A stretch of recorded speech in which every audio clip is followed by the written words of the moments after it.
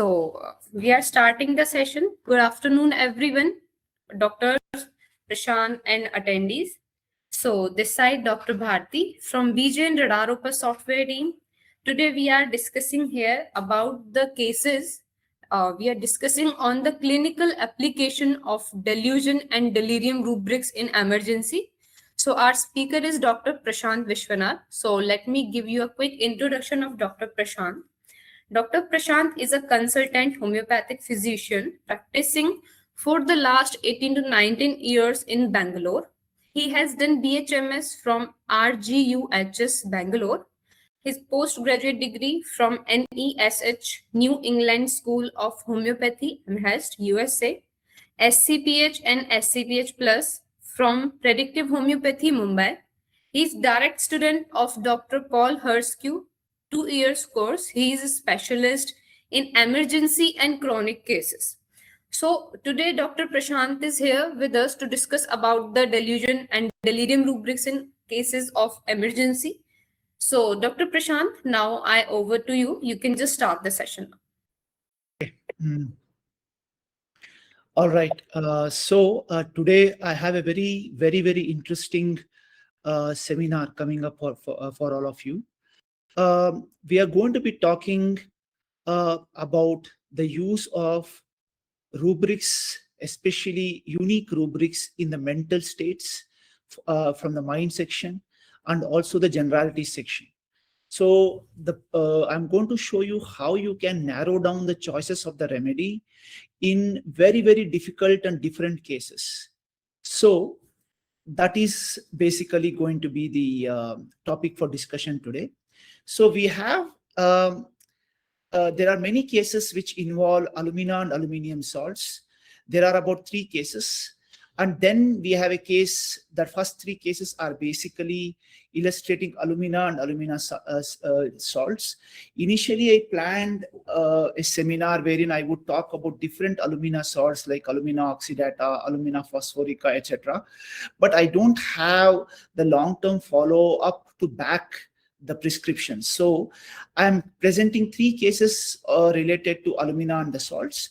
Then case 4 is a case of carcinosin, which is a pathological case, which is still in follow-up. Then I'm presenting a case of calcarea iode. Then we have 2 cases.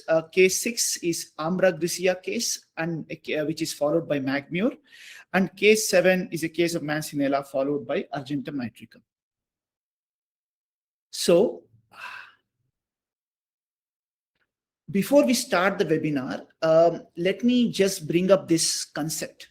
And this concept, if you understand it well in today's webinar, it will help a lot for you in terms of actually prescribing the right remedy in every difficult situation. So this is the concept of cognates or bridge remedies. Now let us look at the definition of the bridge remedy. A cognate or a bridge remedy is a remedy which shares a lot of themes and related symptoms with the remedy under consideration. Now, when you talk of this, you should understand that when you prescribe for a patient over time, there's a remedy shift that occurs over time between remedies that share themes. So a remedy often moves into a cognate or a bridge remedy. We should be alert enough to recognize this. At the superficial level, it will look like the same remedy and we'll be wondering why the same remedy has stopped working. So there are 4 possibilities when a well-indicated remedy stops working. The rest of the possibilities are variations of the below possibilities. Now, the first one is that there is a change in potency that is required for the remedy. Most of you know this, that if one potency is, stops working, then you actually go to a different potency, preferably a higher potency.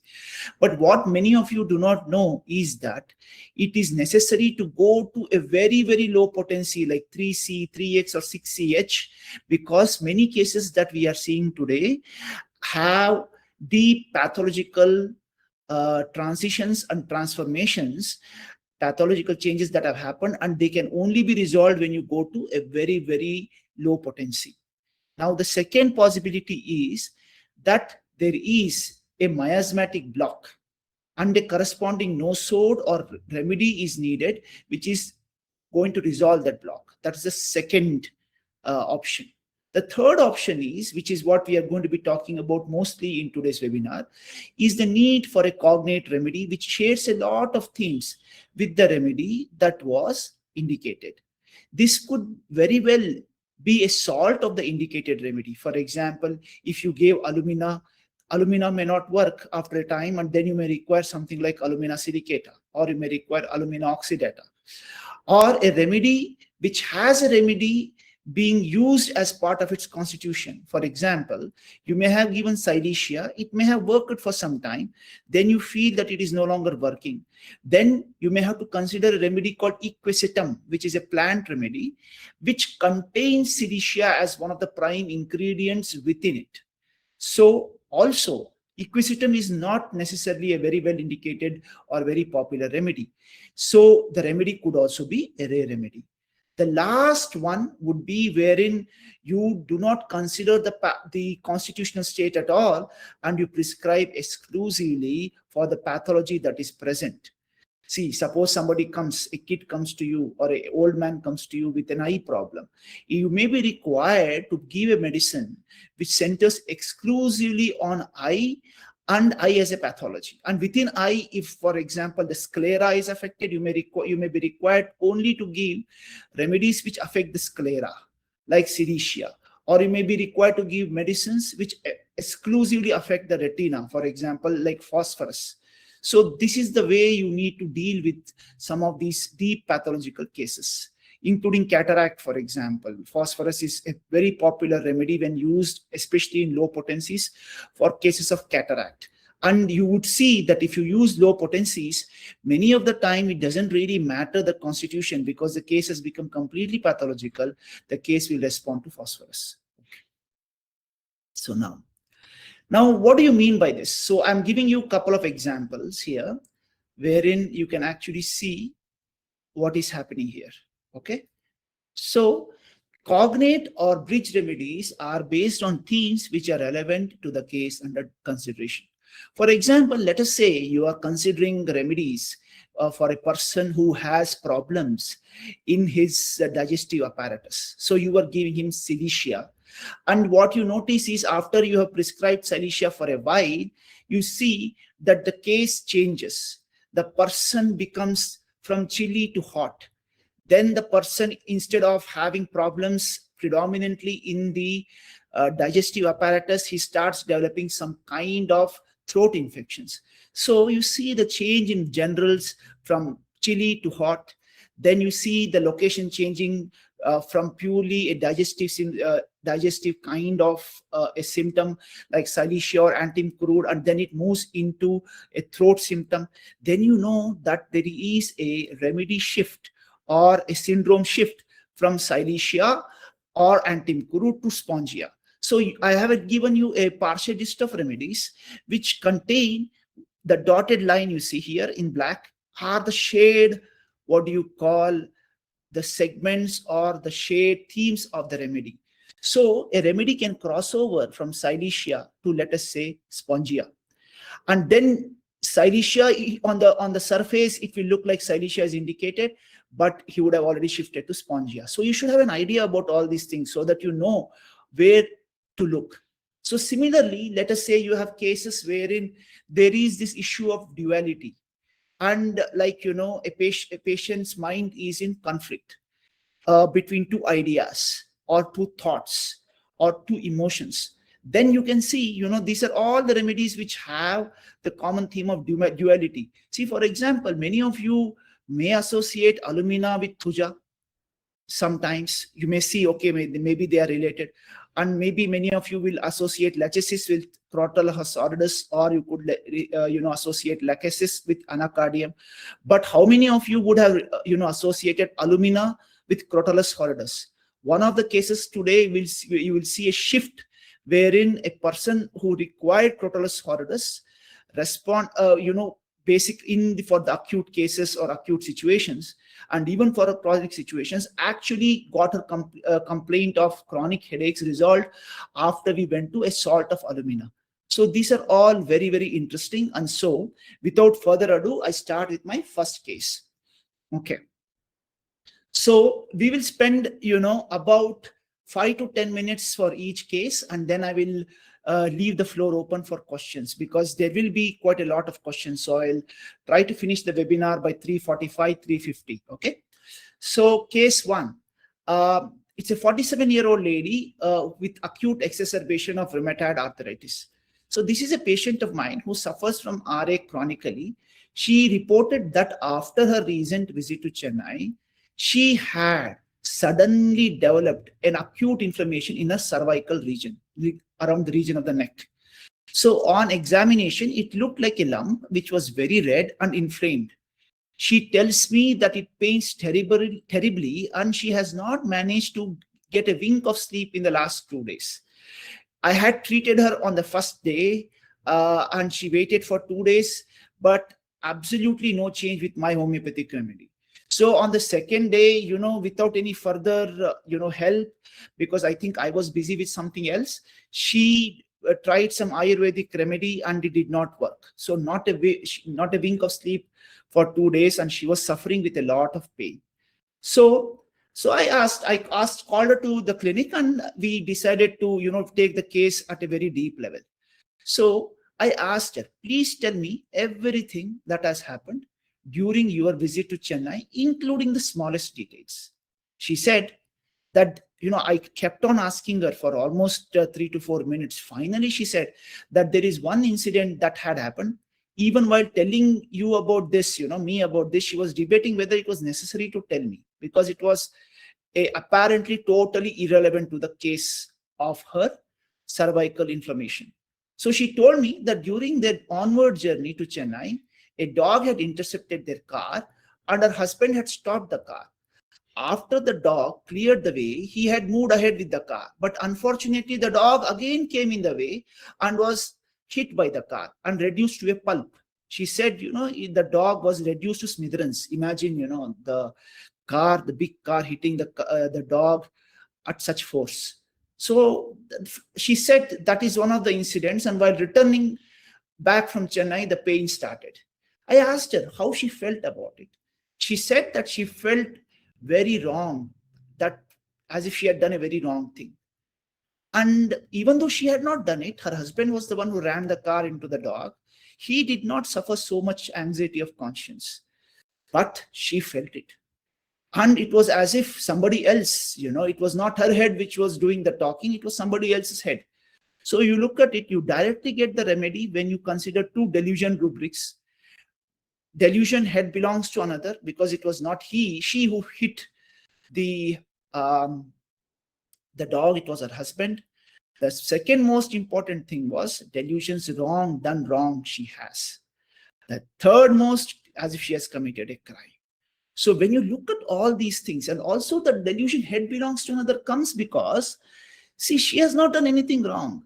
It was almost as if the husband's feeling guilty. It was as if, she is thinking for her husband. She's not thinking herself. She has not done anything wrong. She's absolutely, the only thing that connects her with this accident is she was in the car. She could not do anything about it. So it is as if somebody else did, and her head thinks, as if, she did it. So anyway, the remedy was alumina 10M. I gave it to her, and it brought down the pain within 2 to 3 hours, and she was able to sleep the same day. So that intensity of the pain has not reoccurred, though I have not been yet able to find the chronic remedy. I presume that it would be a salt of alumina, and it would need to be given in a low potency for her chronic state. So that is still pending. Okay. So now we go to a second case. Now you see, I gave alumina 10M in that case. Now you look at this case, what I do here. This is a 47-year-old man with psoriasis from 10 years. It's a really, very difficult, supposedly difficult case, but on hindsight, it is not so difficult. So he was suffering from psoriasis, and I had been treating him for almost 3 to 4 or maybe more years, but I had not been able to cure him. He came to me with a besotted mane, bahut hi dukhi chehra. besotted, sad look. He said, "Sir, I have been coming to you for so long. Why am I not getting cured, sir?" So I had noticed a kind of sadness in him always, like a natremure case. That is how he was. Whenever he would come, he would never be happy. So that was one observation which helped me in narrowing down his remedy. So natremure is one of the remedies which is indicated for melancholy, but it had not worked for him in all the different potencies that I had tried in him. Now natremure, you cannot really give it in very low potencies. I had given him 30, I even tried 12. None of it was working. Okay. So he had become depressed and asked me if his disease could be cured. So you see, I took all the delusion rubrics: delusions, melancholy; delusions, depressive; delusions, disease, incurable disease. He has and now you see what happens. The magic. I put only the delusions, and what comes is alumina. But I had tried alumina 30, 200, 1M, 10M, सब कुछ try करके देख लिया था. Then मैंने सोचा कि अरे भैया ये तो पूरा pathological case है. This is purely a case of pathology. So I gave him alumina 6CH. I debated whether I had to give him alumina 3C or 3X, but it is not available in India. You know, I tried there a few pharmacies, but 6C, वो 6C काम कर गया. 30 दिन के बाद वो मेरे पास आया, सर मेरा psoriasis अब बिल्कुल ठीक हो गया. I gave it to him bis daily for 30 days. I think he must have taken it for 40 days. Kuch psoriasis nahi, he became completely all right. After that, I went to alumina 12C, and then for some of his emotional complaints, I went to 30, 200. But he has been on alumina in various of these potencies. See, you see, now he's responding very well to alumina because he started with 6CH. That is the place to start for many of our cases in today's world because they have become pathological, especially when you see pathology. So देखो पहला case alumina 10M, दूसरा case alumina 6CH. Now तीसरा case alumina का ही है, but it is very, very interesting. So let us see. So this patient of mine, she is actually the wife of the patient of case number 2. So she suffers from periodical headaches, and the headaches come from the neck. And I had treated her with Cilicia with no help. Cilicia did not help her at all. But when I tried to investigate what were the issues in her case, basically she said, "Sir, I want space for myself, but I can't help feeling that I have to do my duty towards my husband, towards my in-laws. तो मैं इन दोनों के बीच में मैं फंस गई हूं. I am caught between these two things." So there were right-sided headaches which were coming on before menses. So Crotalus horridus I got because I took the theme conflict between duty and her need of space for herself. There was a duality in this case, and I took the rubrics: delusions, neglected. He or she is neglected, meaning that she doesn't have time for herself. She's neglecting herself or somebody has neglected her. Then the sense of duty, anxiety, family about this, anxiety, health about relatives of. So you see, a prominent remedy that came was Crotalus horridus, which helped her every time for the last 3-4 months, but it was not curing the headaches permanently. So I started looking at, abhi chalo iska kya kar sakte hain. I knew that there was an issue of duality. So मैंने क्या किया? I took one main rubric: confusion of mind, identity as to his, duality, sensation of. This is the main rubric I took. To this, I added 2 prominent general symptoms or mental symptoms: that she was very restless and anxious always, and she had pain in the menses which was aggravated before menses. So if you notice that I have taken remedies which are quite broad-based, and from there I have tried to see what comes up. Now you see, as usual, Crotalus horridus comes up, and there are quite a lot of remedies comes up. But if you look at the first 10 or 12 remedies, you know, you would notice that your remedy will be somewhere within that, because there are probably only about 13 remedies or 14 remedies which cover the whole case. And when you look at it, you will see Cilicia, you will see alumina, and you see a combination of 2 salts like calcarea silicate. So now for me, I knew that she was a personality who was constipated like calcarea. But I thought, based on this particular repertorization, that I have tried 𝐬𝐸𝐸, it has not worked. And there were issues of alumina in the case. And so I thought, let me see what I can do with this, unique remedy called alumina silicata. So I gave her alumina silicata as a single dose, which resolved the headache for good. Okay. So I want to tell you a little bit more about alumina silicata and certain important issues about that particular remedy. So let me just share that aspect of alumina silicata. So there are some themes of alumina silicata if you look at it. Okay. So if you know the remedy somewhat, you will be able to identify it well. So when you see something like this, for me, my eye suddenly leapt at alumina. So now, what were the themes of alumina silicata that helped me identify alumina silicata in her case? See, one theme is they have a very narrow view of their environment. The attitude of alumina silicata is to narrow their environment and shrink the relation with the world. Like many silicatas, in the restricted field he or she finds for himself, we would expect perfection. The silica attitude is to relate with something little that they can do and do it very well. So why do they do this? Because they are conscious of their fragility. Fragility is the silica part. So they restrict their environment.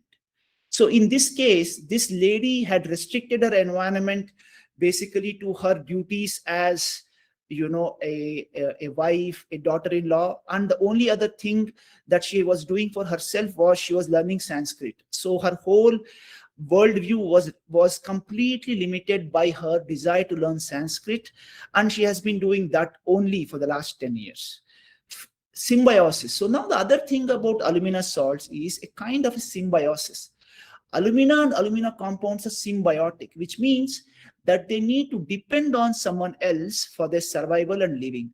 उनको कोई ना कोई चाहिए. मतलब alumina के साथ क्या होता है, alumina salts के साथ, that they depend on somebody always. For example, I was not understanding this, but whenever she was sick, she would expect that her husband would come and bring her to my clinic. I couldn't understand this at that point of time. But now when you look at alumina, she feels like incapable of coming herself. But because she was alumina silicata, some amount of silica, the strength of silica was there in her. So once in a while, she would come to my clinic alone. So this is the reason why, they are like that, because they are symbiotic. They depend heavily on one person. Typically, it may be their husband, or it may be their father or mother, etc. Now, the fourth theme is they are blocked in terms of their ability to face changes, and especially during the time of transitions. For example, when they start menstruating, they become a woman from a girl, or for example, when they get married, or when they have children. These are all the places wherein they feel blocked. Now, rigidity. Alumina silicata is very fastidious. You'll find them very, very perfect in whatever they do. They often have a kind of a blockage in their neck. Now, this is very important. Alumina silicata, alumina oxidata, alumina phosphorica, they have their centers of pathology in different locations. Okay. So, for example, phosphorus has many, many stomach issues. Oxidata has many, many different joint issues. Okay. They have lot of problems in their bones, etc. Oxidata, they have a very destructive pathology. Alumina silicata, for example, has problems exclusively, more or less. That is the center of the case, if you will, for alumina silicata. Most of the time, not always, that their pathology or blockage will be centered in their neck. They also have a rigidity in their thinking. Most silicas feel that they know what to do, how things should be done, and that they are right. Injustice. Alumina silicata often complains about different kinds of injustice. Alumina silicata is sensitive to the idea that it is difficult to live in this world. They are sensitive to the idea that others can take advantage of them. For example, the mother-in-law takes advantage of the daughter-in-law. And so even, for example, when she has to come alone to my clinic, she would be thinking like, I am not competent or capable. I am such a poor person, and I know by definition that my body is like this. It's a declaration of a person who does not have any possibilities. So these are all the themes of alumina silicata. And for this, I want to acknowledge these are all themes that have come from Massimo Mangiloveri. And he is the one who investigated the salts of alumina in depth. So most of the ideas that are present that I use for differentiating alumina and alumina salts come from his ideas.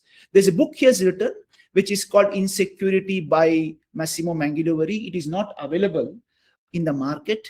I have a copy, but it's a very, very interesting book. Okay. So now we go to the next case. This is a case which is actually, if you look at it, a pretty simple case. It is a case of a 22-year-old girl with thalassemia minor. Now, this girl came for her first consultation on November 1st, 2025. What were her chief complaints? She feels very tired, even palpitations on climbing stairs. This has been there since the last year. She finds it difficult to concentrate at work. She has extreme gastritis. Even the least indiscretion of her diet causes her issues. She has a history of food infection. She is a chilly person. Past history, she had eczema psoriasis about 2 to 3 years back, which was suppressed with dermatological interventions. This had been very, very severe. Now, there is one important point to the case, that her parents are consanguinal, which means that they are related by blood. So there are genetic hereditary issues in the case. Now, what are some of the thoughts that can come about the case? Now, some of the thoughts are, can this case be resolved by using a single remedy? Is there suppression in the case? There is.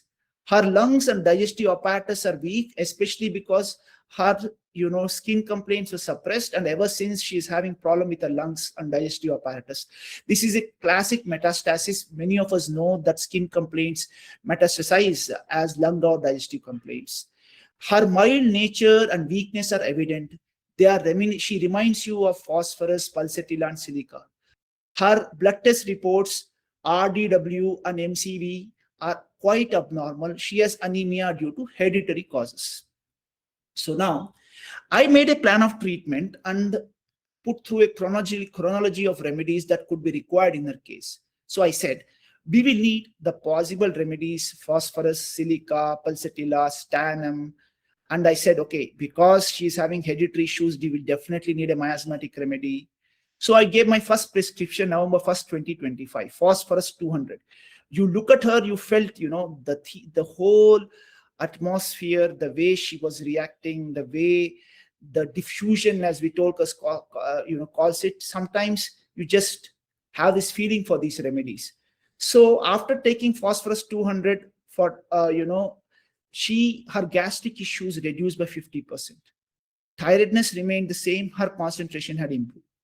Then the second prescription was, I was trying to improve her lung capacity because I knew there was a problem because of the suppression of the skin complaints, and the lungs were affected.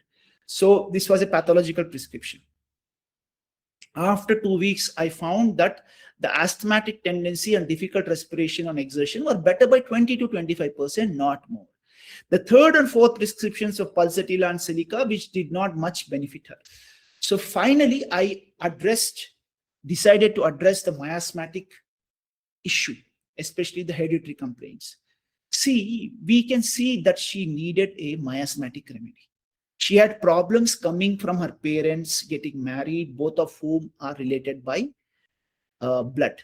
So, especially when you see an anemia which is coming because of hereditary means, you can actually look at the rubric anemia pernicious. You can also look at the rubric General's family history of anemia. And you can look at General's anemia pernicious family. In all of those rubrics, I found only one remedy coming up, which is carcinosin. I gave her carcinosin 1M in a single dose. She came back after almost 2 months. Then I saw her. I have given her only single dose. Okay. She looked totally different. I wish I had taken her photo, before and after. And maybe I will do that. But, she looked totally different. When she, rung the bell in my office and I opened the door, said, I could not recognize her. I said, who is this? But then slowly I recognized, she said, she's Anjali. Her demeanor, her face, her personality, the way she carried herself, even the face structure, the way it looked was changed. She was looking like a kid about 2 months back, and now she was looking like a woman. And totally different from the timid and shy personality that I had seen 2 months before. I asked her how she was doing in terms of her complaints. I need not have asked. She said that after the last medicine, she had not experienced any issues of breathlessness. Her gastric complaints had also more or less resolved. She had mainly come in this consultation for resolving her issues with thalassemia minor. So, unless I find any new symptom in that case, no medicine, she will be on a general supply of vital force. We'll keep her on placebo. So this is case number 4. Now we have case number 5. Okay. So we look at case 5, case of a 48-year-old lady suffering from dehydration with no symptoms. So I have been treating this 48-year-old lady from the last 2 years for various complaints ranging from frozen shoulder, respiratory issues, and abscesses in her skin, etc.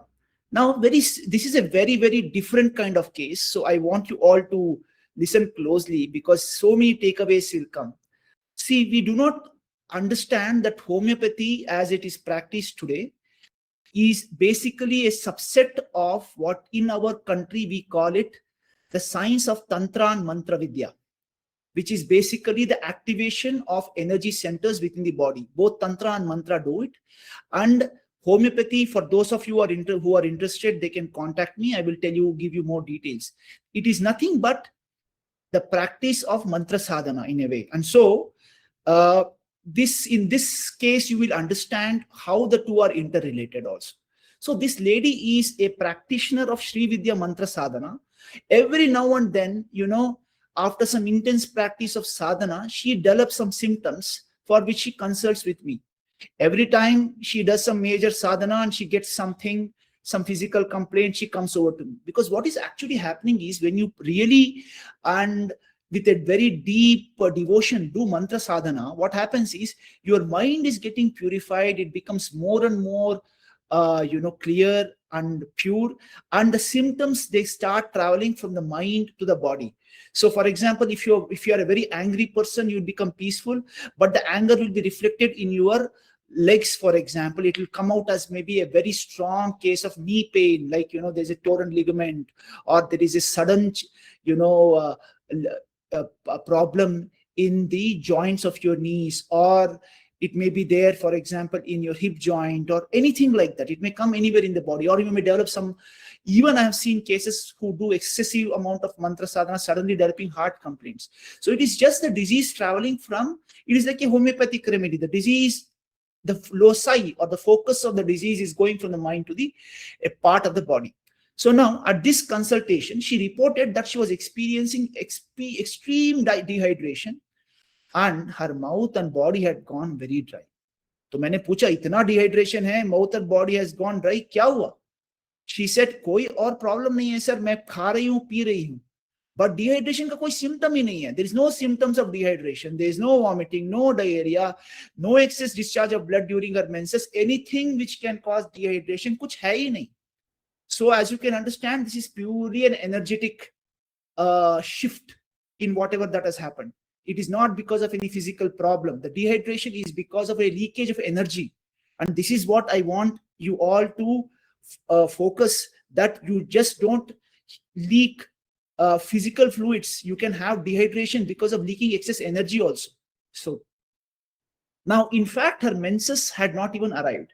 So she, however, was reporting all the symptoms of profound dehydration. She felt that she could collapse at any moment. So how do you approach this case? So I took whatever symptoms I had, or kuch tha nahi, to jo tha maine wo liya. So I took only the symptoms that she was presenting, the extreme hunger and the thirst. I took the general nature and personality of the patient, including all the symptoms that were present during her first presentation. The most prominent feature of her personality is that she is a well-rounded personality, meaning that she is obese. She suffers from constipation, something similar to 𝐀𝐤𝐞𝐫.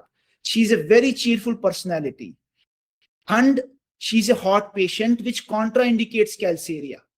Paul Herscu sir says that, when you have a major general contraindicating a remedy, agar sab kuch match kar raha hai, everything is matching, generals, etc., but she is heart patient, 𝐀𝐶 is chilly, you can't give that remedy. So she reminds one of pulsatilla also. But what did I do? So I took all these, the main symptoms that were there, especially the dryness also, and out comes 𝐀𝐶 as expected, but comes also in the third position, iode. Considering the hot thermals and the general nature, the remedy that came up was 𝐀𝐶 iodatum. देखो 𝐀𝐶 iodatum अपने आप कैसे आ गया इस complaint में? अभी तक इसका जरूरत नहीं पड़ा था. She is a 𝐀𝐶 now. You understand that she is a 𝐀𝐶 iode, but 𝐀𝐶 iode, for a person to go to 𝐀𝐶 iode, there must have been some deep delusion or some deep trigger that has pushed her into this 𝐀𝐶 iodatum state. Otherwise, she could have gone to 𝐀𝐶 carb also, and she would have been chilly also. She could have even gone to 𝐀𝐶 sulf. But you see, she has a symptom: stomach, appetite, ravenous, eating aggravated after eating, soon after. So this is the iode element. So I decided to investigate any deeper delusions of 𝐀𝐶 iodatum. तो मैंने डाल दिया जो भी delusions 𝐀𝐶 iodatum में है in RadarOpus, I search it for delusions and the remedy 𝐀𝐶 iodatum. इतने ही delusions हैं if you look at it. उसमें से the most important delusion which has few remedies is delusion head. No head there were, as if मेरा भेजा ही नहीं है, मेरे पास कोई brain ही नहीं है. तो I asked her if during any time in her life she felt that her opinions and suggestions did not have any value, and if she suffered from any deep insecurity complex. I asked her further if she deferred to the opinions of her husband or elders for taking the simplest of decisions. मतलब अगर मेरे पास head ही नहीं है, तो I will use somebody else's head ना, and I will feel that मेरा जो whatever I feel and think, and my opinions don't have any value because मेरे पास तो head ही नहीं है. I don't have any brain. So the rubric is mind, delusions, head, no head there were. And the remedy, ironically, that comes up is 𝐀𝐶 iodata. वो आ जाता है, that is there in that delusion. And so she replied in the affirmative for all my questions. All her symptoms vanished within taking 𝐀𝐶 iode 200 ch in a single dose. All the dehydration symptoms, all the thirst, all the hunger, it vanished within 15-20 minutes. She was better by 50%. The rest of the symptoms vanished within 45 minutes to 1 hour. More importantly, she became a more confident woman after taking this prescription. She remains healthy to date. However, she still remains obese. That I have not yet been. Maybe she requires a few more doses or a different remedy. Further, we do not know. Now, the last two cases are very, very interesting. We'll go a little bit fast. So I've been treating this 48-year-old man for stage 3 liver disease. So he's a shy man with two main symptoms. He has seawater allergy. He develops intensely red, which itch intensely. This kind of severe urticaria whenever he's near seawater, whenever he goes on a vacation, maybe to South Canada or Chennai or Sri Lanka or someplace in Europe, doesn't matter where he goes, he develops this intense seawater allergy. Now, he has boils on his head which itch intermittently. They look more like warts than boils. He suffers from chronic constipation, for which he has received silica and 𝐀𝐶 carb among other remedies. So now, currently, the acute presentation, which was following 𝐬𝐩𝐞𝐫. 𝐬𝐻𝐞 se pehle, whatever acute presentation he had after 𝐬𝐻𝐞 and thuja. He says that from morning he has a desire for stools, but he is not able to pass them. He says that he's having terrible pain. He's having some pain on the flanks of his abdomen, and as if he has to pass stools, but very little or no stools come out. He has gone to the bathroom almost 5-6 times from morning with very little or no stools coming up. Now, the prominent feature of the situation was that he was very anxious that he is not able to pass stools. I asked him whether you became anxious after the fourth or fifth time passing when you went to pass stools, or you became anxious at the very first or second visit to the bathroom. He said, the very first visit, I became very anxious. What happened to my stomach? Because it never usually happens like this. So now I took all these unique rubrics. First, mental symptom, anxiety stool, ineffectual desire for stool from. Mind stool, urging for stool, aggravate, ineffectual. General stool, ineffectual, urging to, after aggravate. And the rest of the symptoms, abdomen pain, hypogastrium, stool after aggravate, pressing, abdomen pain, sides, flanks, cramping. The whole picture or the whole thing was about amblyopia. Now, it was a case of amblyopia, but I wanted a confirmatory symptom, which is the keynote of amblyopia, and especially was indicated for him because he was having a problem with his stools. I asked him if he becomes very shy or inhibited when he has to pass stools in front of others in a public place.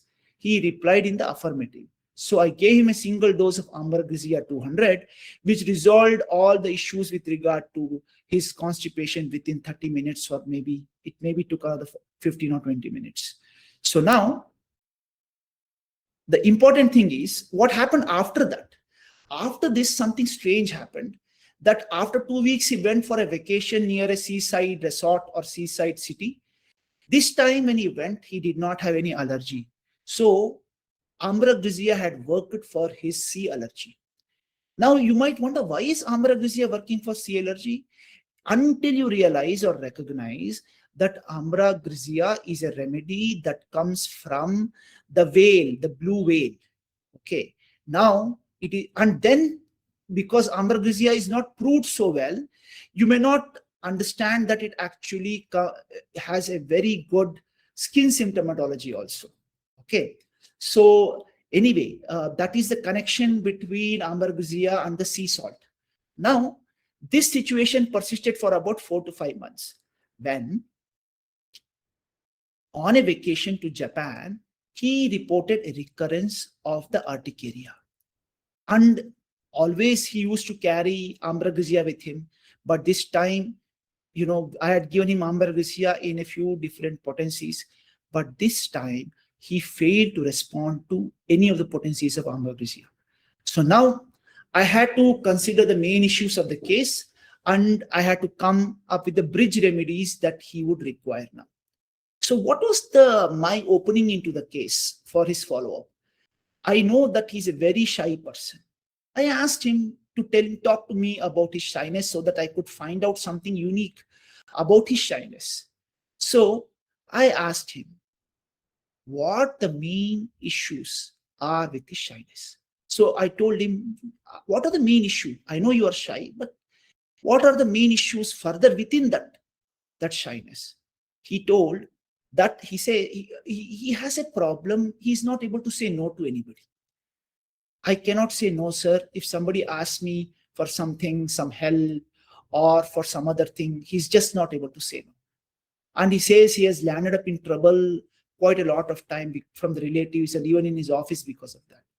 So to come up with the bridge remedy or remedies, we combine this predominant mental symptom with the predominant skin symptom, which is itching. We do not, however, include the seashore aggravation symptoms here, as the repertory is not well represented for that symptom. So you only take, whenever you are looking for bridge remedy or remedies, which are cognate remedies, as I talked in my second slide, those rubrics which have sufficient number of remedies so that you get a sufficiently big selection from which to choose from.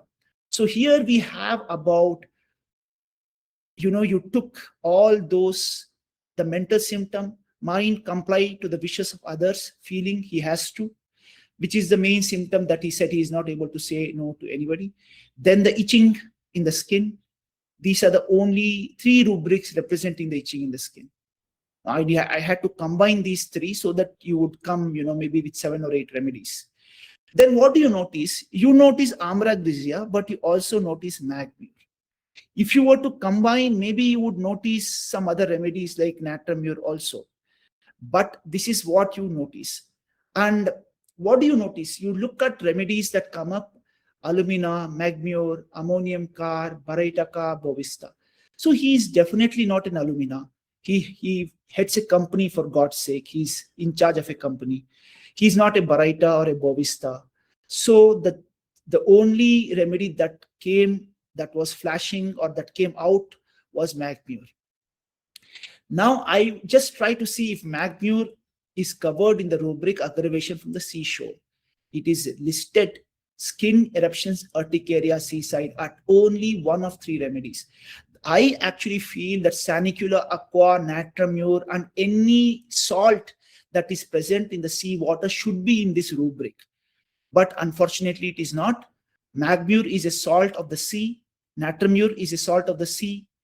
Then you have other salts in the sea, like, for example, calcarea salts are also there. But by far, natramure and magmure make up the bulk of the salts that come from seawater. So, and sanicula aqua is not sanicula aqua. There is a remedy called aqua marina, is basically a remedy which is made from seawater. So it has all these salts in that. So he received a single dose of magmure 200, and after taking that, the situation completely resolved. He took it after coming back to India. He came within a couple of days. The urticaria was still present. Once he took it, it resolved within half a day, all his complaints. Now, we look at the final case of today. This is a case of a 36-year-old lady who is suffering from insomnia and gastritis. So this lady came to me for consultation for 2 main complaints. She said she was suffering from sleeplessness and gastritis. She told me that about a year back, she had first suffered from insomnia during one of her husband's business visits, when he was not at home. She had subsequently visited some doctors who had told her that her issues regarding sleep were due to gastritis, and she was treated for the same, and her sleep had improved for about 2 months. That she had no sleep issues for 2 months after taking the tablets for gastritis, which actually even tells you that there is a connection between gastritis and sleep, because whether allopathy or homeopathy, when something you treat and it becomes better and it has an impact on another completely different kind of an issue, then you know that the two are interconnected. It's like a concomitant in homeopathic practice. She had a relapse after 2 months, and after that time, whatever gastritic medicines that they were giving, they no longer helped. In addition, she found out that now she was suffering from very severe gastritis and was not able to digest even the simplest food which had the slightest amount of spice in it. She has a history of severe urinary tract infection for which she has taken lots and lots of antibiotics. And many times, not once or twice, she might have taken antibiotics for at least UTIs which affected her at least 10 times or dozen times. So after investigating in depth, I came to the following conclusions. She is a mild, timid personality. She told me that even before going to sleep, she would develop fear and thoughts like she would not be able to sleep today. What would happen if I'm not able to sleep today? These thoughts plagued her, and she had lost her peace of mind. So when you combine all these relevant rubrics, mind, fear, fear of possessed by evil, thoughts persistent, thoughts tormenting, compelling, the thoughts, then sleeplessness. I took this rubric, sleeplessness, insane people in because, this is a kind of an extreme rubric. Even otherwise, I would have come to Mancinella, but this was one extreme rubric because before you go to sleep, you start imagining all kinds of things that I'm not going to be able to sleep, and then you keep on thinking of that only. That's a kind of an insanity only. Not in the traditional meaning of the word insanity, but insanity nevertheless. Then she said she was suffering from eruptations because of the gastritis. So that all the symptoms led me to Mancinella. Once I gave Mancinella, her sleeplessness resolved, but she still had fixed ideas about the places of sleeping. She would not sleep with her husband in the bedroom. She would go downstairs to her own room to sleep.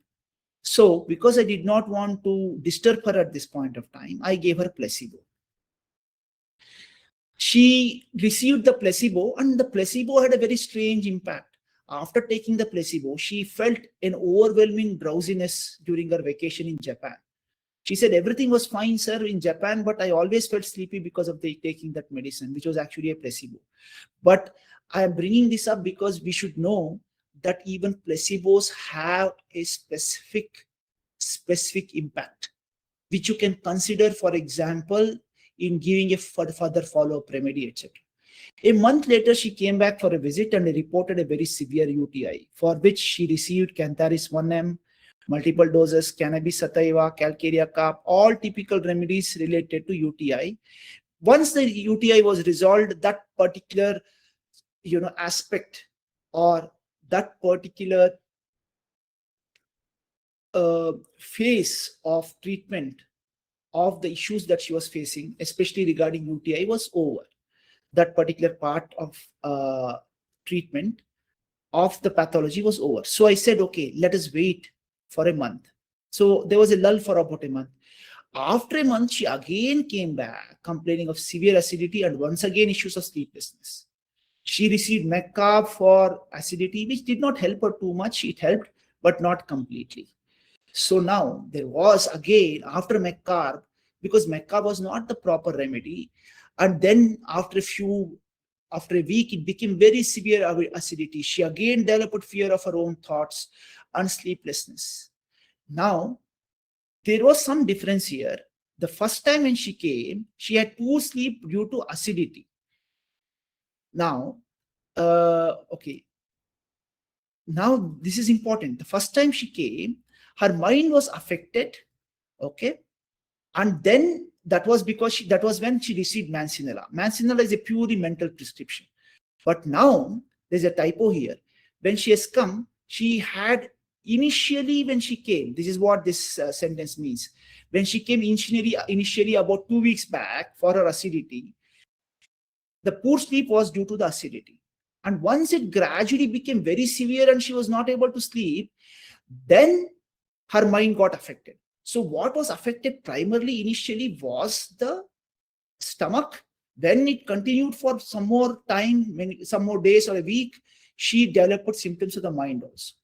So that is the important difference, that the sleep was affected primarily due to gastritis and not due to the state of mind. Hence, in this anamnesis, I took the main issue as sleeplessness due to gastric complaints. See, this is very specific because gastric complaints की वजह से sleeplessness आया है, and so something in her gastric complaints has aggravated her mental state, which is why she is not able to sleep. So I did not find sleep disturbed because of gastric complaint in RadarOpus. I found the next closest rubric. The digestion which was disturbed has disturbed the mind. So mind digestion disturbed, aggravate. And there are only 3 remedies: argentum nitricum, 𝐬𝐤𝐞𝐫, and lycopodium. So what this rubric, mind digestion disturbed, aggravate, means that mind is aggravated because of the digestion getting disturbed. See here, mind, digestion disturbed, aggravate. So anyway, even in the first repertorialization that you see Mancinella and argentum nitricum very close. Argentum nitricum is also a remedy for impulsive thoughts. So I gave her argentum nitricum 200 BD for 5 days. Her gastritis, sleeplessness improved. Then she is currently on 30 CH to resolve whatever remaining issues that are there in gastritis. She may require argentum nitricum 6C, 12C, or even 3X or 3C to complete the cure, as the pathology that she may be having is very severe. It may be very severe because she has taken so many rounds of antibiotics that her stomach or digestion and her gastric mucosa have been severely compromised. The other option is she may require a bowel nosode like disco. In disco, argentum nitricum is the prime remedy. Anacardium is another remedy. So she may require, and arsenic carbon is another remedy which comes as a cognate in disco bowel nosode. So she may require disco to completely resolve her stomach complaints. if argentum nitricum in lower potency does not do the trick. So I conclude my webinar. So I hope it was a good webinar. So it was a nice, brilliant webinar, sir. It was so enlightening. You gave us some new knowledge today. So thank you so much for enlightening us with your knowledge. And thank you all the attendees for asking the questions and attending the session so carefully, listening so carefully. So thank you all of you also, and thank you, Dr. Prashanth. please share the recording with me later. Sure, sir. I would share the link of recording to you. Thank you. Bye. So thank you all of you. Thank you. Bye-bye.